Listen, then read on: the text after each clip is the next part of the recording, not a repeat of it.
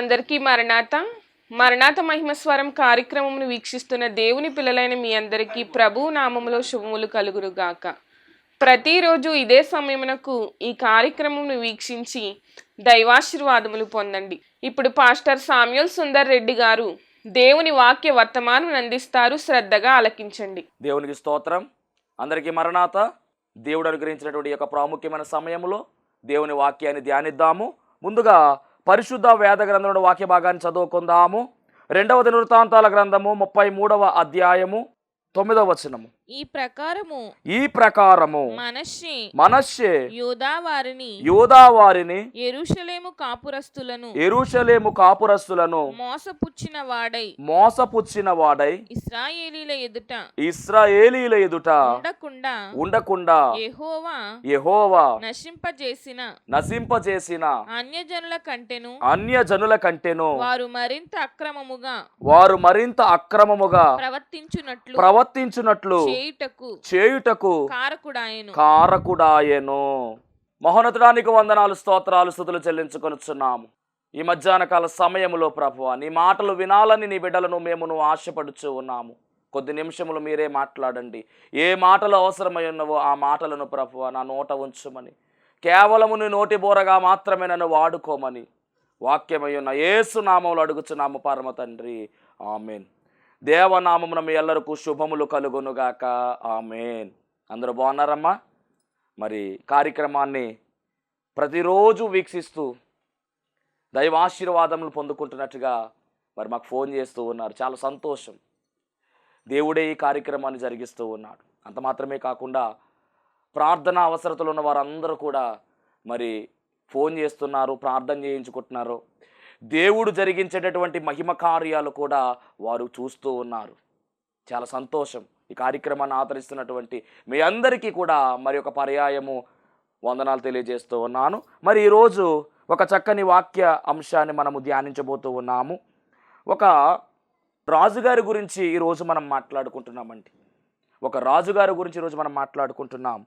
ఇతడు చేసినటువంటి పని లేదా ఈయన చేసినటువంటి పరిపాలన ఏదైతే ఉన్నదో ఆ పరిపాలన వల్ల మొత్తం రాజ్యమంతా కూడా తప్పుడు మార్గంలోనికి వెళ్ళిపోయింది. దేవుని కోపానికి గురైపోయింది. ఈ రాజు నడిచినటువంటి మార్గము ఏదైతే ఉన్నదో ఆ మార్గము సరైనటువంటి మార్గము కాదు.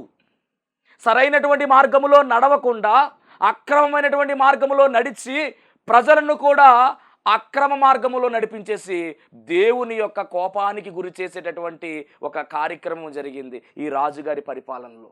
ఇక్కడ రాయబడినటువంటి వాక్యం అదే. 9వ వచనంలో మనం చూసినట్లయితే, వారు మరింత అక్రమముగా ప్రవర్తించున్నట్లు చేయుటకు కారకుడాయెను. ఎవరు అంటే గనుక యూదా ప్రజలు.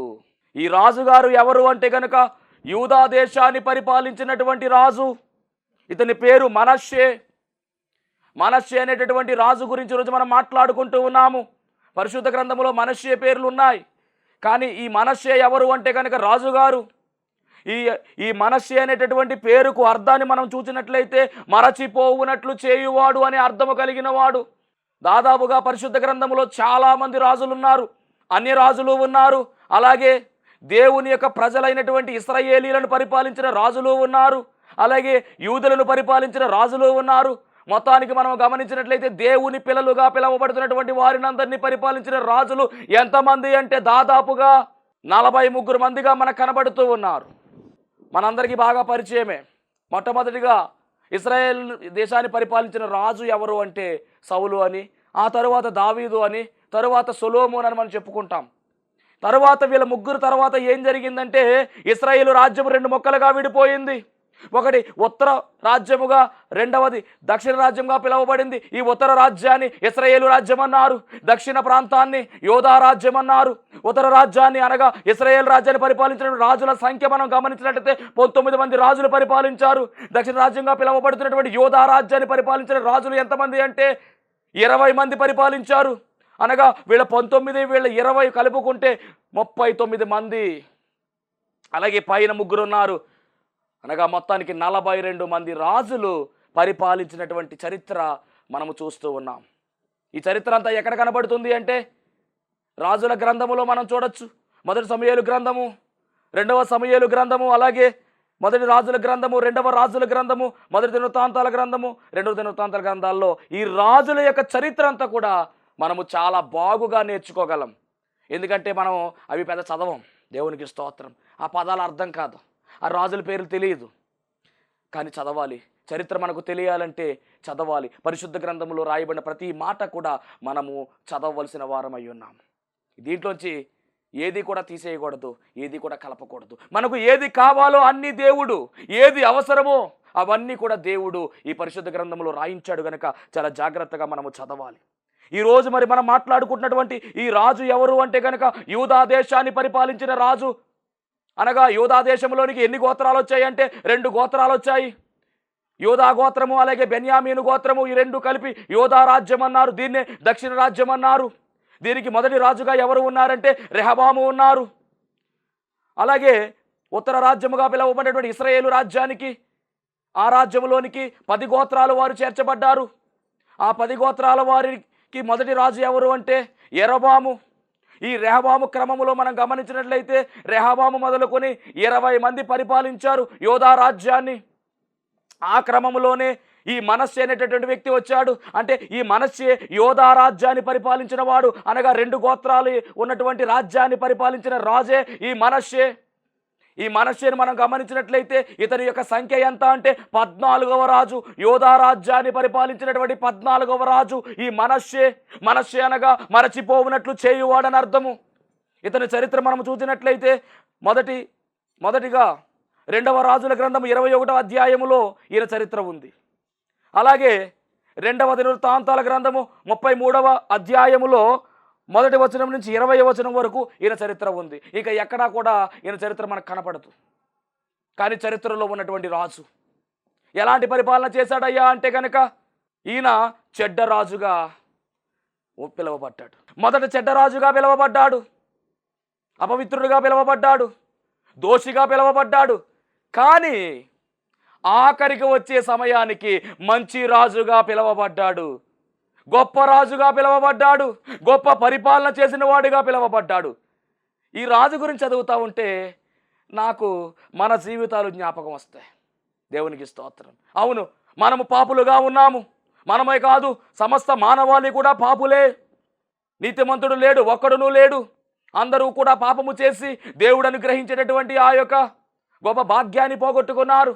కానీ దేవుడు కరుణించే దేవుడు, కనికర సంపన్నుడు కనుక ఆయన తన రక్తాన్ని చిందించి మన యొక్క పాపానికి విడుదల కలిగించి ఆయన రక్తములో మనల్ని కడిగేసి మనల్ని పరిశుద్ధులుగా మార్చివేసి మరలా పరలోక రాజ్యంలోనికి చేరువయ్యే భాగ్యాన్ని మనకు అనుగ్రహించాడు. అనగా మనము తప్పిపోయినప్పటికీ, మనం పాపము చేసిన వారముగా ఉన్నప్పటికీ, పాపములో ఉన్నప్పటికీ ఆ పాపములోంచి మనకు విడుదల ఇచ్చి మనల్ని పరిశుద్ధులుగా, పాపులుగా ఉన్నటువంటి మనల్ని పరిశుద్ధులుగా మార్చివేసి ఆ రాజ్యానికి తీసుకుని వెళ్ళే ప్రయత్నము చేశాడు. అలాగే ఈ మనష్షే కూడా ఏం జరుగుతుందంటే, మనష్షే జీవితం ఒకప్పుడు పాత జీవితము. ఎలాంటి జీవితం అంటే కనుక భయంకరమైన జీవితమే. దుష్ట రాజుగా ఉన్నాడు, ప్రజలందరినీ కూడా తప్పుడు మార్గములో నడిపించాడు. కానీ ఒక్కొక్క సమయములో ఆయన జీవితాన్ని మార్చుకున్నాడు, దేవుని వైపుకు మళ్ళాడు, దేవుని మార్గములో నడిచాడు, నీతి మార్గములో నడిచాడు. దావీదు నడిచినటువంటి మార్గంలోనికి ఈ మనష్షే వచ్చేశాడు. అంత మాత్రమే కాదు, ప్రజలను కూడా నడిపించాడు. మొత్తానికి కార్య ప్రారంభం కంటే కార్య అంతం మేలన్నట్టుగా ఈయన మొదట్లో ఏ విధంగా జీవించినప్పటికీ, మొదట్లో దుర్బలమైనటువంటి జీవితం, పాపిగా జీవించినప్పటికీ ఫైనల్గా ఈయన పొందుకున్న సాక్ష్యం ఏమిటంటే ఒక గొప్ప మంచి రాజుగా, చక్కని పరిపాలన చేసిన రాజుగా ఈయన సాక్ష్యాన్ని పొందుకున్నాడు. ఈయన పరిపాలన కాలం ఎంతంటే అందరికన్నా ఎక్కువ కాలం పరిపాలించాడండి. 55 సంవత్సరాలు పరిపాలించాడు. అందరికన్నా ఎక్కువ. ఒక దావీదు గారిని తీసుకుని 40 సంవత్సరాలు, సొలొమోను గారిని తీసుకుని 40 సంవత్సరాలు, అలాగే సౌలు గారిని తీసుకుని 40 సంవత్సరాలు. కానీ ఎక్కువ సంవత్సరాలు పరిపాలించిన రాజుగా, అలాగే ఉజ్జియా గారు కూడా ఉన్నారు 52 సంవత్సరాలు. కానీ ఆయన కన్నా ఎక్కువ 55 సంవత్సరాలు పరిపాలించాడండి. ఎన్ని సంవత్సరాలు పరిపాలించడం ఇంపార్టెంట్ కాదు, జీవితంలో ప్రభువును కలిగి ఉన్నాడా లేదా, మంచి ప్రవర్తన కలిగి ఉన్నాడా లేదా, ఇదే ప్రాముఖ్యమైనది. మన బ్రతుకు యాత్ర జీవితము కనుక ఈ యాత్ర జీవితము చక్కగా ముగించాలి. దీనికి ఫైనల్ చాలా చక్కగా ఉండాలి, ముగింపు చాలా చక్కగా ఉండాలి. ఇక్కడ ముగింపు పరలోకములోనికి ప్రారంభంగా మారిపోవాలి. మనం పరలోక రాజ్యంలోనికి వెళ్ళేటటువంటి క్రమములో ఉండాలి. ఎంత భక్తి చేసుకుని పరలోక రాజ్యంలోనికి చేరువకపోతే ఇక మన భక్తి ఎందుకిక, మందిరానికి వెళ్ళడం ఎందుకిక, డబ్బుల కోసం మందిరానికి వెళ్ళడం, ఉద్యోగం కోసం మందిరానికి వెళ్ళడం, పెళ్ళిళ్ళ కోసం మందిరానికి వెళ్ళడం, ఆరోగ్యం కోసం వెళ్ళడం కాదు. పరలోక రాజ్యానికి మనం వెళ్ళాలి అంటే మందిరంలో మనం ఉండవలసిన వారమై ఉన్నాము. శరీరానికి సంబంధించినవన్నీ దేవుడు ఇస్తాడు, అడగచ్చు, తప్పులేదు. కానీ నిత్యము ఉండే పరలోకంలోనికి మనం వెళ్ళాలి అంటే మందిరములో మనము ఖచ్చితముగా సిద్ధపడాలి. సిద్ధపాటు లేకుండా మనం పరలోక రాజ్యంలోనికి వెళ్ళలేము. సిద్ధపడాలి. వాక్యముతో ఉదక స్నానము చేయబడుతూ, వాక్యములో కడగబడుతూ, ఎప్పటికప్పుడు మన ప్రవర్తన సరి చేసుకుంటూ, ఎప్పటికప్పుడు మన యొక్క తీరును మార్చుకుంటూ, ఎప్పటికప్పుడు మనము దేవునికి మరింత చేరువవుతూ ఉంటేనే పరలోక రాజ్యంలోనికి మనం వెళ్ళగలం. లేకపోతే అవకాశాన్ని కోల్పోతాం. బుద్ధి లేని కన్యకులు కోల్పోయారు, బుద్ధిగల కన్యకులు పొందుకున్నారు. ఈరోజు బుద్ధిగల కన్యకులుగా మనం ఉండాలి తప్ప బుద్ధి లేని కన్యకులుగా మనం ఉండకూడదు. సమయాన్ని సద్వినియోగం చేసుకుని వారు పరలోక రాజ్యానికి వెళ్ళిపోయారు, ప్రభువును కలుసుకున్నారు. బుద్ధిగల కన్యకులు సమయాన్ని సద్వినియోగం చేసుకోకుండా దేవుడు అవకాశం ఇచ్చాడు. పెళ్లి కుమారుడు ఆలస్యం చేస్తా ఉంటే వీళ్ళు ఏం చేశారంటే వారితో పాటు రెస్ట్ తీసుకున్నారు. ఈలోపు నూనె అయిపోయింది, సిద్ధంలో నూనె అయిపోయింది. పెళ్లి కుమారుడు రానే వచ్చేస్తున్నాడు. అప్పటికప్పుడు నూనె కోసం బయటికి వెళ్ళారు, సమయము సద్వినియోగం చేసుకోలేకపోయారు. అలాగే ముందు వెళ్ళి తెచ్చుకుని ఉంటే ఎంత బాగుండును. కానీ చివరికి ఏం జరిగిందంటే వారితోనే ఉన్నారు, వెయిట్ చేశారు, అన్నీ చేశారు. కానీ వరుడు వచ్చే సమయానికి వీరు లేరక్కడ. సిద్ధపడి ఉన్నవారు మాత్రమే, బుద్ధిగల కన్యకులు మాత్రమే ఎత్తబడ్డారు. అలాగే నేను చెప్తున్న మాట ఏమిటంటే నువ్వు ఎంత భక్తి చేస్తున్నావో జాగ్రత్త, ఏ విధముగా జీవిస్తున్నావో జాగ్రత్త. నీ జీవితాన్ని జాగ్రత్తగా కాపాడుకో, నీ రక్షణ జీవితాన్ని జాగ్రత్తగా కాపాడుకో. మన రక్షణ మనదే, పరలోక రాజ్యానికి రికమెండేషన్ లేదు. నీ భక్తే నీకు రికమెండేషన్, నీ ప్రేమతత్వమే నీకు రికమెండేషన్, నీ నీతి జీవితమే నీకు రికమెండేషన్. నీకు నీవుగానే అక్కడికి వెళ్ళగలవు. ఎవరో చెప్పితే ప్రభువు చేర్చుకోడు. గమనించండి, ఎలా వెళ్తున్నావో జాగ్రత్త. రక్షణ తీసేసుకున్నాను కదా, రక్షింపడిపోయాను కదా, ప్రభు సంస్కారం తీసుకుంటున్నాను కదా అని అనుకుంటున్నావేమో, జాగ్రత్త. పరిశుద్ధ జీవితము కావాలి. పరిశుద్ధమైన కన్యకగా మనం పిలవబడాలి, పరిశుద్ధురాలుగా మనం పిలవబడాలి. పరిశుద్ధులైన దేవుని దగ్గరకు మనం వెళ్ళాలంటే పరిశుద్ధతను మనం కాపాడాలి, చాలా జాగ్రత్తగా ఉండాలి. ఎందుకంటే ఎప్పుడు మింగుదామా అని ఎదురు చూస్తూ ఉన్నాడు ఈ సింహము, ఎప్పుడు మింగుదామా అని కాచుకుని ఉన్నాడు సాతానుగాడు. కాబట్టి జాగ్రత్త, చాలా జాగ్రత్తగా మనం ముందుకు వెళ్ళవలసిన వారమై ఉన్నాము. కడవరి దినాలు ఇవి, ముంచెత్తే దినాలై ఉన్నాయి. ఎప్పుడు ఏమి జరుగుతుందో తెలియదు. భక్తిలో మనము సన్నగిల్లిపోతాం. జాగ్రత్త. విశ్వాసాలు తప్పించేటువంటి బోధలు వచ్చేసాయి. తప్పుడు సిద్ధాంతాల్లోకి తీసుకెళ్ళిపోతున్నారు. క్రైస్తవ్యాన్ని తప్పుడు సిద్ధాంతాలు నడిపించేస్తున్నారు. ఎవరి ఇష్టానుసారంగా వాళ్ళు బోధిస్తున్నారు. జాగ్రత్త. వాక్యానుసారముగా బోధ వినాలి. మనము పరిశుద్ధ గ్రంథంలో దేవుడు ఏం చెబుతున్నాడు చాలా జాగ్రత్తగా బెరయా సంగమ వలె మనము అధ్యయనం చేయగలిగితేనే పరలోక రాజ్యంలోనికి మనము వెళ్ళగలము. సత్య సువార్తను మనం వెంబడిస్తేనే. 2వ దినవృత్తాంతాల గ్రంథం 33:1 మనష్షే ఏలన ఆరంభించినప్పుడు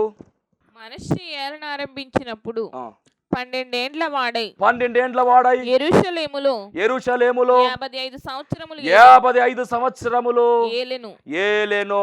ఇతడు ఇశ్రాయేలీయుల ఎదుట నుండి యెహోవా వెళ్ళగొట్టిన అన్యజనులు చేసిన హేయ క్రియలను అనుసరించి యెహోవా దృష్టికి చెడు నడత నడిచెను. చాలా ఘోరమైనటువంటి సాక్ష్యం అండి అది. చెడు నడత నడిచిన వాడుగా కనబడుతూ ఉన్నాడు. ఎవరి దృష్టి కంటే యెహోవా దృష్టికి చెడు నడత నడిచిన వాడుగా కనబడుతున్నాడు. చిత్రం ఏమిటంటేనండి, ఇతని తండ్రి గారు ఎవరంటే హిజ్కియా. హిజ్కియా గురించి మనం మాట్లాడుకున్నాం, మన వర్తమానంలో ఉన్న హిజ్కియా గురించి. హిజ్కియాని పరిశీలన చేస్తే రాజా యాజకుడా అని అనవలసి వచ్చింది. అంటే దేవుడంటే భక్తి కలిగిన వాడు హిజ్కియా. హిజ్కియాకు మరణకరమైన రోగం వచ్చేసింది.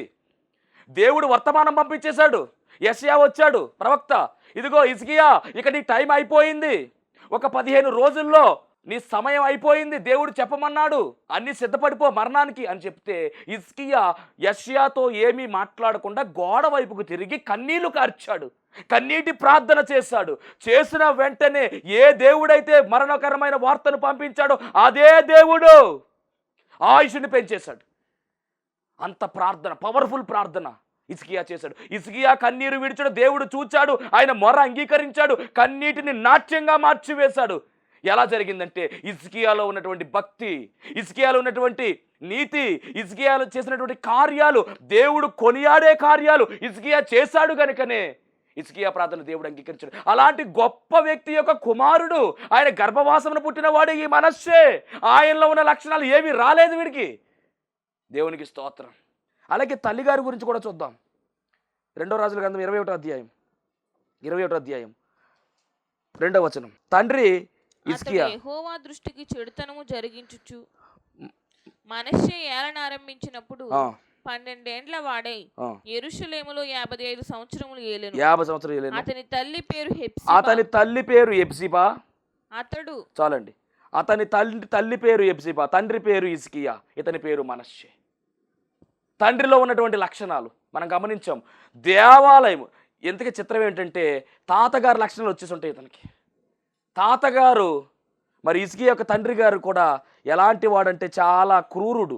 దేవాలయాన్ని మూతయించేశాడు మొత్తానికి. కానీ హిజ్కియా ఏం చేస్తాడంటే దేవాలయాన్ని తెరిచినట్టుగా రాయబడింది. దేవునికి స్తోత్రం.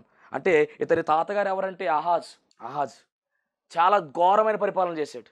హిజ్కియా అయితే మట్టికి తండ్రి ఆహాజు మూతేసినటువంటి మందిరం తెరిచేశాడు. చక్కగా మందిరం అంతా కూడా మరి ప్రార్థనలతో, యాచనలతో ఆరాధన ప్రారంభించాడు. సంస్కార కార్యక్రమం అనగా పస్కా పండుగ ప్రారంభించాడు. చాలా అద్భుతంగా జరిగించాడండి అతను హిజ్కియా. మరలా ఇతను ఎవరంటే ఇతని కుమారుడు మనష్షే ఏలనారంభించాడు. మొత్తానికి డిఫరెంట్ అయిపోయిందండి. చాలా దారుణమైనటువంటి పరిస్థితి. మందిరంలో ప్రార్థన అనేది ఆగిపోయింది. అది ఈయన చేసినటువంటి కార్యక్రమం. చూద్దాం ఒకసారి, చదువుతాం. 21:2. అతడు యెహోవా దృష్టి చెడుతనము జరిగించుచు ఇశ్రాయేలీయులు ఎదుట నిలవకుండా యెహోవా వెళ్ళగొట్టిన జనులు చేసినట్లు హేయ క్రియలు చేయుచు వచ్చెను. తన తండ్రి అయిన హిజ్కియా పడగొట్టిన అదిగోండి ఉన్నత స్థలములను అతడు తిరిగి కట్టించి బయలు దేవతకు బలిపీఠములను కట్టించి ఇశ్రాయేలు రాజైన అహాబు చేసినట్లు దేవతా స్తంభములను చేయించి నక్షత్రములకు మ్రొక్కి వాటిని పూజించుచుండెను. ఒక్కసారి ఇతని గురించి మనం ఇంకా మనకు బాగా తెలియాలంటే గనక 2వ దినవృత్తాంతాల గ్రంథము 33వ అధ్యాయం ఒకసారి మనం చూసినట్లయితే మనకు ఒక క్లారిటీ వచ్చేస్తుంది. 33వ అధ్యాయం మొదటి నుంచి ఒకసారి మనం చదువుకుని వెళ్ళాం, ఇందాక చదివాం కాబట్టి 3వ వచనం చదువుదాం ఒకసారి. ఇతడు తన తండ్రి ఆయన హిజ్కియా పడగొట్టిన ఉన్నత స్థలములను తిరిగి కట్టించి బయలు దేవతకు బలిపీఠములను నిలిపి దేవతా స్తంభములను చేయించి ఆకాశ నక్షత్రాలకి పూజించి కొలిచెను. అనగా విగ్రహారాధన చేయడం మొదలుపెట్టేశాడు. తండ్రి గారు చేసినటువంటి ఆ యొక్క భక్తి ఏదైతే ఉందో ఆ భక్తిని మొత్తం ధ్వంసం చేసేసాడండి. తండ్రి గారు పూర్వంలో వారి తండ్రి గారు కట్టించినటువంటి బయలు దేవత విగ్రహాలు పడగొట్టించేస్తే మరలా ఈ మనవడుగా ఉన్నటువంటి మనష్షే అనగా హిజ్కియా కుమారుడుగా ఉన్న మనష్షే ఏం చేశాడు, మరలా వాటిని ప్రారంభించేశాడు. అది ఒక మనష్షే యొక్క ప్రొఫైల్, చాలా భయంకరమైనటువంటి ప్రొఫైల్, మామూలుది కాదు. అందుకని చివరికి ఏం జరుగుతుందంటే మొదటగా మనం 3వ వచనం చదివాం, 2వ వచనం యెహోవా దృష్టికి చెడు నడత కనపడింది. అలా కంటిన్యూ చూస్తే కనుక యెహోవా దృష్టికి బహుగా చెడు నడత నడుచుచు అని రాయబడింది 6వ వచనం చివరి భాగంలో. యెహోవా దృష్టికి బహుగా చెడు నడత నడుచుచు ఆయనకు కోపము పుట్టించెను. ఏమంటే చెడు నడత నడిచాడు, అంత మాత్రమే కాదండి, చివరికి ఏమైపోయిందంటే బహుగా చెడు నడత నడిచాడంటండి. అలా ఇతను తయారైపోయాడు. అంత మాత్రమే కాదు, ప్రజలు కూడా తప్పుడు మార్గంలో వెళ్ళేలాగా ఈ రాజుగారు చేశారు. ఇవన్నీ మీరు కావాలంటే కనుక 2వ రాజుల గ్రంథము 21వ అధ్యాయము 2వ రాజుల గ్రంథము 21వ అధ్యాయము మనం చదివినట్లయితే అక్కడ చాలా విషయాలు రాయడం జరిగింది. చదువుదాం కొన్ని. 4వ వచనం మరియు నా నామము ఉంచుదునని యెహోవా సెలవిచ్చిన యెరూషలేములో అతడు యెహోవా మందిరమందు బలిపీఠములను కట్టించాడు. ఈ బలిపీఠములు ఏమిటి అంటే కనుక దేవతారాధన సంబంధించినటువంటి బలిపీఠాలు. ఆ బలిపీఠాలు కట్టించాడు. పవిత్రమైనటువంటి మందిరం అది. యెరూషలేము దేవాలయము చాలా పవిత్రమైనటువంటి మందిరం అది. దేవుడు మరి ఆయన ప్రేరేపణ దావీదు గారికి పుట్టించగా దావీదు గారి ద్వారా ఆ మందిరం కట్టింపబడలేదు, కానీ సొలొమోను గారి ద్వారా ఆ మందిరాన్ని దేవుడు కట్టించాడు. ఆ మందిరము చాలా దేవుని అభిషేకముతో నిండుకున్నటువంటి మందిరం అది. ఆ మందిరములో అన్య దేవతా విగ్రహాలను ప్రారంభించి బలిపీఠాలు ప్రారంభించినట్టుగా ఇక్కడ మనం చూస్తూ ఉన్నాం. అంత మాత్రమే కాదండి, నక్షత్రాలకు పూజ చేయడము, నక్షత్రాలకు మ్రొక్కడము, ఈ కార్యాలన్నీ కూడా ఈ యొక్క మనష్షే అనేటటువంటి ఈ రాజు చేస్తూ ఉన్నాడు. మరియు మనం గమనించినట్లయితే కనుక ఆకాశ సమూహములకు బలిపీఠములను కట్టించినట్టుగా అతడు తన కుమారుణ్ణి అగ్నిగుండములో వేసినట్టుగా. చూద్దాం ఒకసారి ఆ మాటలన్నీ కూడా. 6వ వచనం, అతడు తన కుమారుని అగ్నిగుండము దాటించి జ్యోతిష్యమును శకునములను వాడుక చేసి యక్షిని గాండ్రతోను సోదగాండ్రతోను సాంగత్యము చేసెను. అసలు వారితో సాంగత్యమే చేయకూడదు. లేవియాకాండంలో చెప్పిన మాట ఏమిటంటే సకున గాండ్రతోను సోదగాండ్రతో సాంగత్యం చేయదని దేవుడు చెప్పాడు. అగ్నిగుండం గురించినటువంటి చరిత్ర కూడా దేవుడు చెప్పాడు. అగ్నిగుండం దాటించకూడదు. ఈ ప్రకారము అతడు యెహోవా దృష్టికి బహుగా చెడుతనము జరిగించుచు ఆయనకు కోపము పుట్టించాడు. ఎంత భయంకరమైనటువంటి క్యారెక్టర్ అండి. 2 దినవృత్తాంతాలు 33:10 అద్భుతమైనటువంటి మాట. యెహోవా మనష్షేకును అతని జనులకును వర్తమానములు పంపినను వారు చెవి యొగ్గకపోయిరి. అంటే దేవుడు ఏం చేశాడంటే వర్తమానం పంపించాడు. ప్రవక్తల ద్వారా వర్తమానం పంపించినా కానీ, ఎందుకంటే తండ్రి ఇసుకే చాలా మంచోడు కనుక ప్రవక్తల ద్వారా వర్తమానం పంపించినా కానీ ఈ మనిషి వినలేదండి. అంత మాత్రమే కాదండి, మొత్తానికి రూట్ మార్చేశాడండి. 2 రాజులు 21:16 మనం చూస్తే కనుక మనష్షే యెహోవా దృష్టికి చెడు నడత నడిచి, చదువుదాం 2 రాజుల గ్రంథము 21:16 మనష్షే యెహోవా దృష్టికి చెడు నడత నడిచి మరియు మనష్షే యెహోవా దృష్టికి చెడు నడత నడిచి యోదావారిని పాపములో దింపినది గాక యెరూషలేమును ఈ కొన నుండి ఆ కొన వరకు రక్తముతో నిండినట్లుగా నిరపరాధుల రక్తమును బహుగా ఒలికించెను. అదండి, మొత్తం యోదావారిని ట్రాక్ తప్పించేశాడు. అంత మాత్రమే కాదు, నిరపరాధుల రక్తాన్ని కూడా ఒలికించాడు. దేవతారాధన చేస్తున్నాడు, బలిపీఠాలను కట్టించాడు, భయంకరమైన విగ్రహారాధన ప్రోత్సహించి ప్రజలందరినీ తప్పుడు మార్గంలో నడిపించాడు. దేవుడు హెచ్చరికలు పంపించినా కానీ మాట వినలేదు. ఒకానొక సమయంలో అష్షూరు రాజు చేతికి అప్పగించేస్తే ఈ మనష్షేను కట్టుకుని తీసుకెళ్లి బంధిస్తే అప్పుడు ప్రార్థన చేయడం మొదలుపెట్టాడండి. మార్పు మొదలైపోయింది. హిజ్కియా చేసినటువంటి ప్రార్థనగానే ఈయన కూడా మనష్షే కూడా ప్రార్థన చేయడం మొదలుపెట్టాడు. 2 దినవృత్తాంతాల గ్రంథం 33వ అధ్యాయము 12వ వచనం మనం చూస్తే కనుక అక్కడ విషయం కనబడుతుంది. అతడు శ్రమలో ఉన్నప్పుడు తన దేవుడైన యెహోవాను బతిమాలుకొని తన పితరుల దేవుని సన్నిధిని తన్ను తాను బహుగా తగ్గించుకొని ఆయనకు మొరలిడగా ఆయన అతని విన్నపములను ఆలకించి యెరూషలేమునకు అతని రాజ్యములోనికి అతని తిరిగి తీసుకుని వచ్చినప్పుడు యెహోవా దేవుడై ఉన్నాడని మనష్షే తెలుసుకుని అప్పుడు దాకా కళ్ళు మూతలు పడిపోయాయి ఈ మనష్షేకి. కానీ ఎప్పుడైతే శ్రమ వచ్చిందో, ఎప్పుడైతే దేవునికి ప్రార్థన చేశాడో, ప్రార్థన చేయగా ఏ రాజు అయితే బంధించాడో ఆ రాజు ఆ బంధకాల నుంచి విడుదల చేసేశాడు. ఈ మనష్షే క్షేమంగా తన రాజ్యానికి వచ్చిన తర్వాత తెలుసుకున్నాడు, యెహోవాయే నిజమైన దేవుడు, నేను ఇప్పటిదాకా చాలా తప్పు చేశానను పశ్చాత్తాపడిపోయాడండి. ఆ క్షణం మొదలుకొని ఈ మనష్షేలో పూర్తిగా మార్పు వచ్చేసింది. కట్టించిన బలిపీఠాలన్నీ కూడా పడగొట్టేశాడు మొత్తానికి. అలాగే అన్య దేవత విగ్రహాలన్నీ కూడా తీసివేసేశాడు. మొత్తానికి దేశాన్ని మరలా దేవుని రాజ్యంలోనికి నడిపించడం మొదలుపెట్టాడు. దేవుని మార్గములో ఈ మనష్షే నడుస్తూ ప్రజలను కూడా నడిపించాడు. మొత్తానికి చెడ్డ రాజు కాస్త, దుష్ట రాజు కాస్త, మూర్ఖుడు కాస్త మంచివాడుగా, మంచి రాజుగా, యథార్థమైనటువంటి భక్తి కలిగిన రాజుగా ఈయన మారిపోయాడు. ఈరోజు నీ జీవితం ఎలా ఉందని అడుగుతున్నాడు దేవుడు. ఒకప్పుడు నువ్వు పాపివేమో కావచ్చు, ఒకప్పుడు నువ్వు క్రూరుడు కావచ్చు, ఒకప్పుడు నువ్వు ద్వేషువు కావచ్చు, ఒకప్పుడు నువ్వు నరహంతుడు కావచ్చు. కానీ దేవునికి అవకాశం ఇస్తున్నాడు. ఆయన దగ్గరకు ప్రభువా నన్ను క్షమించు, నేను మారిపోతాను అంటే కనుక ఖచ్చితముగా నిన్ను క్షమించే దేవుడు, శిక్షించే దేవుడు కాదాయన, నిన్ను రక్షించే దేవుడు, క్షమించే దేవుడు కనుక ఆయన పాదములు పట్టుకుని మనము ప్రార్థించవలసిన వారమై ఉన్నాం. ఈ ప్రాముఖ్యమైన సమయంలో ఈ రాజు మారిపోయాడండి. అసలు ఈ రాజు మారుతారని ఎవరో కూడా ఎక్స్పెక్ట్ చేయలా. బైబిల్ గ్రంథములో చిత్రంగా మారినటువంటి రాజు ఈ మనష్షే. పాత జీవితం భయంకరమైన జీవితమే కావచ్చు, కానీ అక్కడే మారిపోయాడు. నూతనమైనటువంటి సృష్టిగా మార్చబడ్డాడు. ప్రజలను చక్కగా నడిపించాడు. ఇప్పుడు ఈ రాజుకున్నటువంటి పేరు, ఇతడు యథార్థ వర్తనుడు, మంచి రాజు అని పిలువబడ్డాడు. మరి ఈ రాజు వలె మనం కూడా మంచి ప్రవక్తన కలిగి దేవుని చేత మెప్పు పొందుకుంటూ ముందుకు సాగే ధన్యత ఉండే భాగ్యము దేవుడు మనందరికీ అనుగ్రహించును గాక. ఆమేన్. మహోన్నతునికి వందనాలు, స్తోత్రాలు, స్తుతులు చెల్లించుకుంటున్నాం. శ్రేష్టమైన సమయంలో ప్రభువా మనషేను గురించిన చరిత్ర తండ్రి మీరు మాతో మాట్లాడి ఉన్నారు. విత్తబడినటువంటి వాక్యము ద్వారా రావాల్సిన దీవెనలు నీ బిడ్డలకును మాకును దయచేయమని, కలిగి ఉన్నటువంటి కష్టాలు, నష్టాలు, బాధలు, బలహీనతలు అన్నీ కూడా తొలగించండి ప్రభువా. సమాధానం దయచేయమని యేసు నామములో అడుగుచున్నాం పరమ తండ్రి. ఆమేన్. అందరికీ మరణాత. మీ పిల్లడికి ఎంత బాగా చదివినా మార్కులు వచ్చాయి కదండి. ఇంటి దగ్గరికి వచ్చాక వాళ్ళ నాన్న కొట్టేసేవారు. బాగా చదవట్లేదని వంశం రాయించానండి. పాస్టర్ గారు పర్వాలేదమ్మా నేను చెప్తాను, నేను రాయింతానని వారు. మొన్న అంటండి బాగా వచ్చినాయి అంటండి, మార్కులు బాగా వచ్చినాయండి. ఇప్పుడు వాళ్ళ ఫ్రెండ్ అంటండి నిన్న కబడ్డీ ఏదో ఆడుతుంటే కాలు ఇరిపోయిందంటండి. ప్రార్థన చేయమని వచ్చాడండి ఇప్పుడు ఈ అబ్బాయి. అందరూ ప్రార్థన చేయమని చిన్న సాక్ష్యం దేవుడు తెలుసు.